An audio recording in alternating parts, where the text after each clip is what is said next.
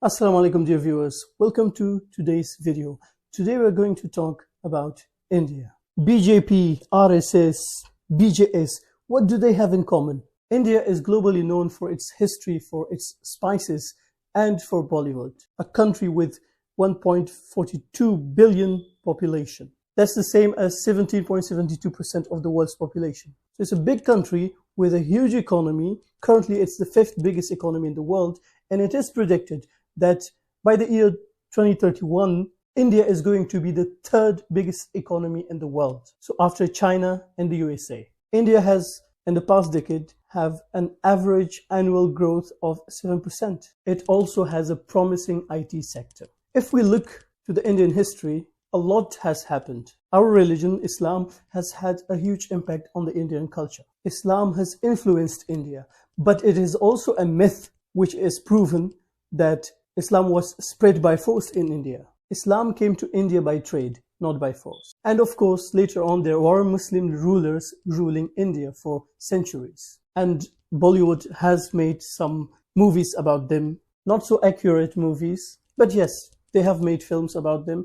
And of course, they do look at them, at the Muslim rulers, from a Hindu perspective. Speaking of the Indian history, of course, the British also ruled India for around 200 years. You probably are aware of the East India Company and the trade stuff and the fact that they went there for trade and then started conquering India by force.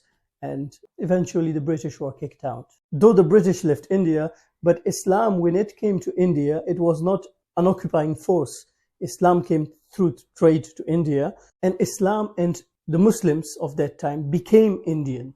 They owned the Indian culture. And this way, millions of Indians accepted Islam. Now, a while ago, if you looked at the map of countries with most Muslims, India was number 2 after Indonesia. And now they have become number 3. So yes, there are almost, I think, around 200 million Muslims living in India. India and Islam, they were joined together. And after the Second World War, the partition of India took place and India was divided in 2 pieces and later on in 3 pieces. So you have then India and you have Pakistan and you have Bangladesh. But now let us look at the Indian politics. Since the Indian independence, many political figures and political parties have ruled over India. So you had the Indian National Congress and you also have the BJP, which is currently ruling India. Although it is not the first time that the BJP is ruling India, the BJP has ruled before also. Back in 2014, Modi was the candidate and he won the election. He and his party, they won the election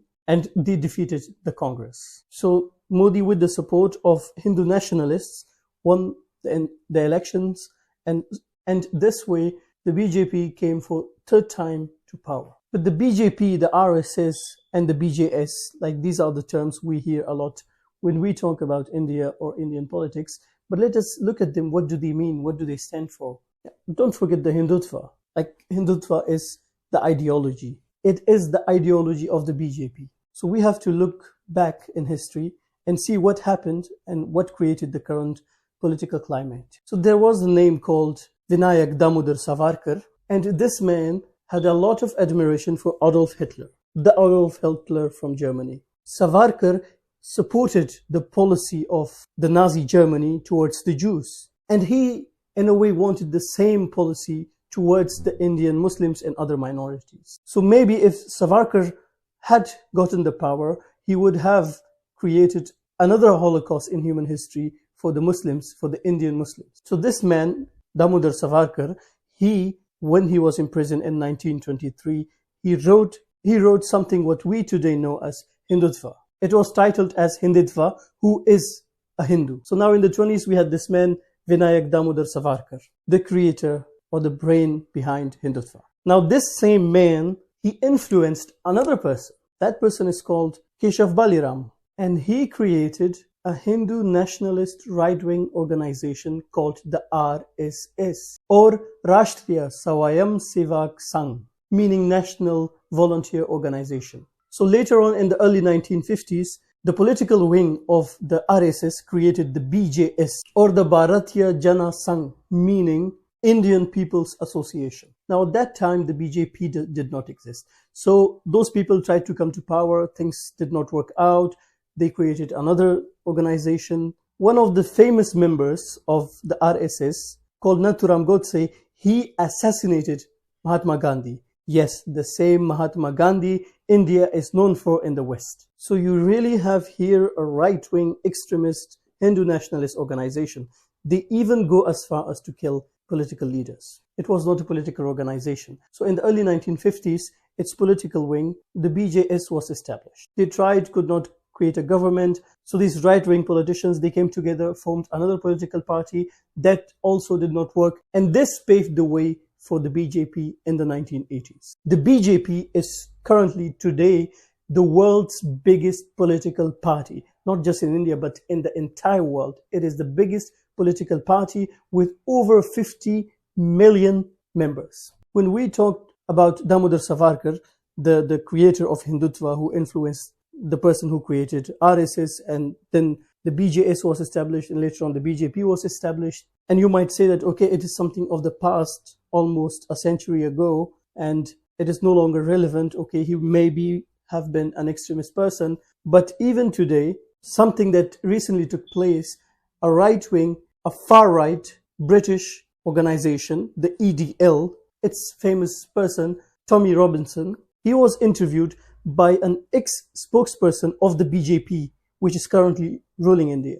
Their hatred for Islam and Muslims is the same. Their hearts look alike in hatred of the Muslims. They come together to hate Islam and Muslims. So the BJP appeals to the Hindu hardliners who are anti-Muslim. But it is also the truth that some of these BJP voters are somewhat moderate. So what does the party do? They create a balance between the hardliners and the moderates. Talking about the BJP, you cannot ignore Narendra Modi. So Modi in India is a very popular but also very divisive leader. Before he became the Indian Prime Minister, he was accused in the Gujarat riots. He was the Chief Minister of Gujarat, and it was said internationally that he closed his eyes and let that killing and plundering and raping took place. But when he became the Indian Prime Minister, of course, all those allegations were removed against him. Now, since the BJP has took control of India,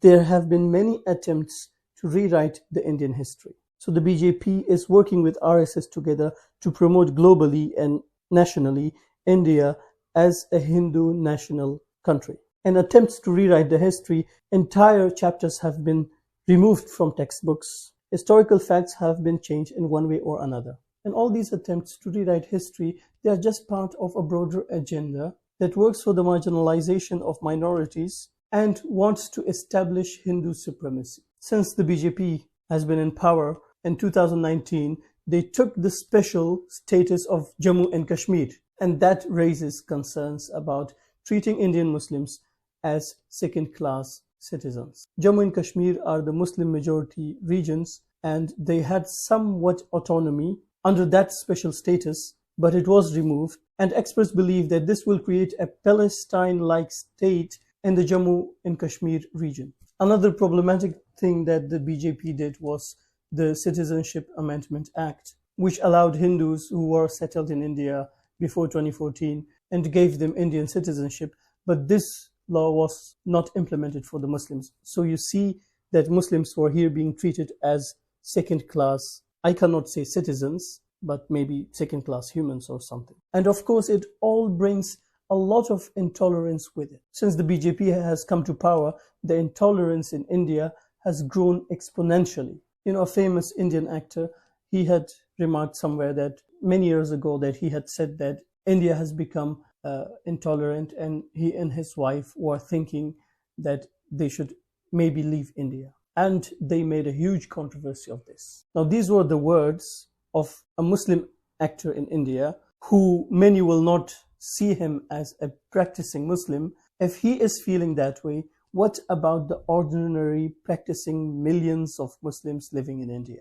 There are many Indian Muslims who do not feel safe in their homes. Whenever riots takes place, Muslims don't feel safe. They run away to other places and they end up in ghettos. And the Muslims who can afford to go abroad and live in a foreign country, some of them are choosing that option. And of course, with the rise of BJP, media freedom, press freedom, has come to an end. The BJP has control over the Indian media. Journalists who dare to speak against them, they are being harassed. They can be jailed or just forced to quit their jobs. And this, of course, gives the BJP a favorable media attention. But something interesting has happened in the Indian media landscape. A lot of people are turning to alternatives. So they are no longer interested in the mainstream media, which has been so much controlled by BJP.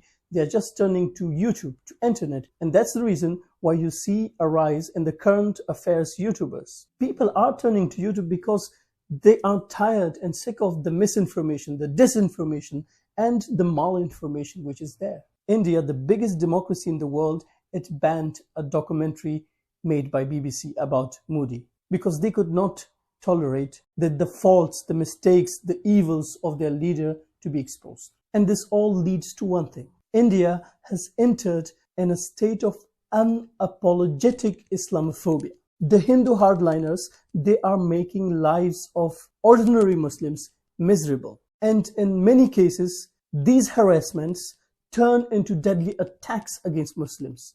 Many Muslims are being killed just because they are Muslim. And this Islamophobia in India is a core feature of Hindutva, of the ideology of Savarkar, who admired Hitler and who wanted the same treatment of Muslims in India as Hitler was treating Jews in Germany. And the government-controlled media in India, they are constantly spreading lies and fears against the Muslim community. Fears like Muslims will dominate India because they have much more births taking place than the Hindus. So they are creating all these fears. There are many examples. And unfortunately, if we look to the past couple of decades, we are seeing constantly violent attacks against the Muslims happening in India, which is a sad reality in the 21st century. You know, the history of Babri Masjid in India, it was demolished illegally by the Hindu mobs and later on given by the court to the Hindus, and they gave just some acres of land to Muslims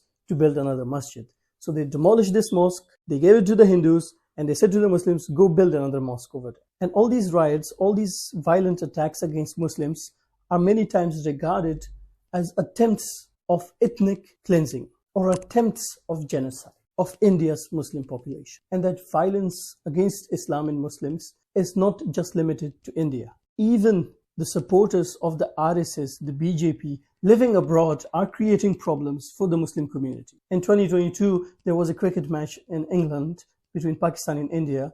And you know, two rival countries, the fans of the cricket teams, they clashed with each other. And that turned to a violent attack against Muslims. Many people were injured. Many people were arrested after those clashes. Another concerning thing which is taking place in India is the rise of the Hindutva pop. It is essentially hate music. Music created to target Muslims, to motivate foolish youngsters to attack Muslim communities. And this genre of music is becoming very popular with the right-wing supporters. In these songs, they are using aggressive and derogatory terms to the Muslims of India. And of course, these songs also lead to many communal riots against the Muslim communities. There are many reports that link these singers to the ruling BJP party. One of the other Islamophobic things that takes place in India is the fake auction of the profiles of Muslim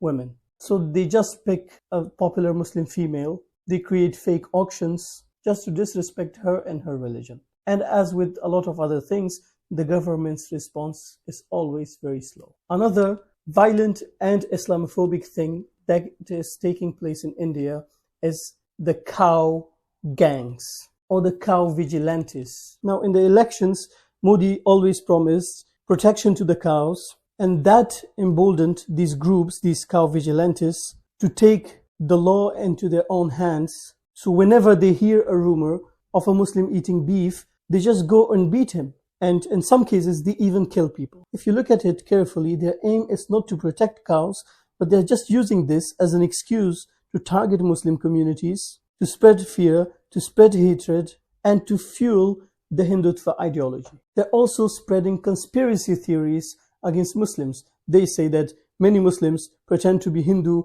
they lure or seduce a Hindu girl and then force them to convert to Islam. Like, these conspiracies do exist in India. They are calling it love jihad. Many politicians have in the past and present made Islamophobic comments. Like, people in power, they have made Islamophobic comments. In many Indian states, the homes of Indian Muslims are being demolished just in the name of illegal construction. Like, the same similar thing is happening to the Palestinians in Palestine. Israeli settlers, they demolish their homes. Now Hindu mobs, with the protection of government, they just go demolish Muslim houses, Muslim shops, Muslim businesses. And because of the lack of accountability, these criminals, these mobs, they feel emboldened to do all the evil that they are doing. But naturally, this thing has also consequences. Like, with the rise of BJP, the global image of India has been damaged a lot. So when we look at the international relations of India and the global image of India, with the BJP in power, the Indian image has changed a lot. So from a relaxing, beautiful country to a very violent, anti-Muslim, Islamophobic country. And that has damaged the relations of India with many countries, which naturally brings negative consequences with itself to the Indian strategic and economic interests in the region and beyond. So for now, the BJP is in power. We don't know what happens in the next elections of 2024 in India, but it is very likely that because they have so much control over the media, they have so much control over the politics, and they are using many evil tactics to divide people, it is very likely that they will remain in power in the future. There are attempts by the Congress and other parties to have a majority in the next elections, but you never know. The only thing we as individuals can do is to make dua for our brothers and sisters living in India and in many other parts of the world where they are being prosecuted, harassed, and their lives are being made difficult for them just because they are Muslims, just because they say La ilaha illallah. That's the reason their lives are becoming so difficult for them. Thank you very much for your attention. See you in the next video.